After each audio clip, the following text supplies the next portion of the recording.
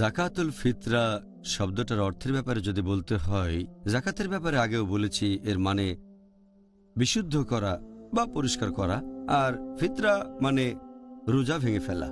জাকাতুল ফিতরা মানে বিশুদ্ধ কোনো দান রোজা ভেঙে ফেলার জন্য।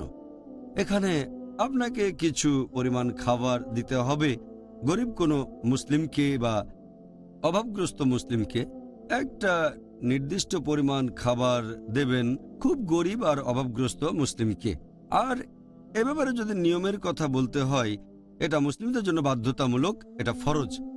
আর এই হাদিসটা আছে সহিহ বুখারীতে, খণ্ড নম্বর 2, বুক অব জাকাত, হাদিস নাম্বার 1503। আমাদের নবী মুহাম্মদ সাল্লাল্লাহু আলাইহি ওয়াসাল্লাম বলেছেন যে তিনি প্রত্যেক মুসলিমকে নির্দেশ দিয়েছেন, এক সা খাবার দান করো, হয়তো খেজুর অথবা বার্লি, জাকাতুল ফিতরা হিসেবে। প্রত্যেক মুসলিম, দাস অথবা স্বাধীন, পুরুষ অথবা মহিলা, তরুণ বা বৃদ্ধ, এটা ফরজ প্রত্যেক মুসলিমের জন্য, পুরুষ বা মহিলা, তরুণ বা বৃদ্ধ, দাস বা স্বাধীন। এছাড়া আরও একটা হাদিস, এটা আছে সুন্নান আবু দাউদে, খণ্ড নম্বর 2, বুক অব জাকাত, হাদিস নাম্বার 1618। নবী মুহাম্মদ সাল্লাল্লাহু আলাইহি সাল্লাম সব মুসলিমের জন্য জাকাত বাধ্যতামূলক করেছেন। এরকম সামান্য কিছু বিশেষজ্ঞ আছেন, খুবই কম, সামান্য কয়েকজন, তারা বলেন যে এটা আগে ফরজ ছিল, তবে এখন আর ফরজ নেই। এর ভিত্তিতে একটা হাদিস সুন্নান নিসাই, বুক অব জাকাত, হাদিস নম্বর 2509।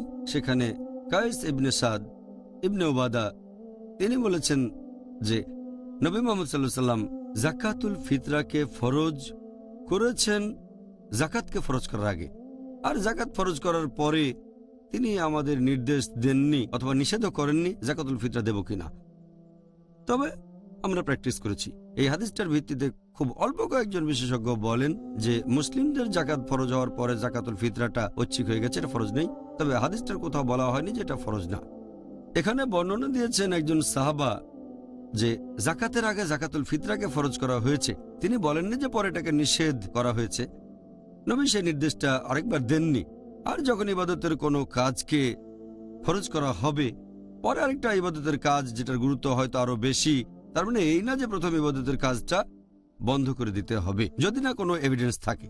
এটার ভিত্তিতে বেশিরভাগ বিশেষজ্ঞ বলেন যে জাকাতুল ফিতরা ফরজ প্রত্যেক মুসলিমের জন্য। দুই দলের পক্ষে কিছু যুক্তি আছে, ইনশাআল্লাহ পরে আলোচনা করব। তাহলে সঠিক নিয়মটা হচ্ছে এটা সব মুসলিমের জন্যই ফরজ। আল্লাহু আল্লাহু আল্লাহ।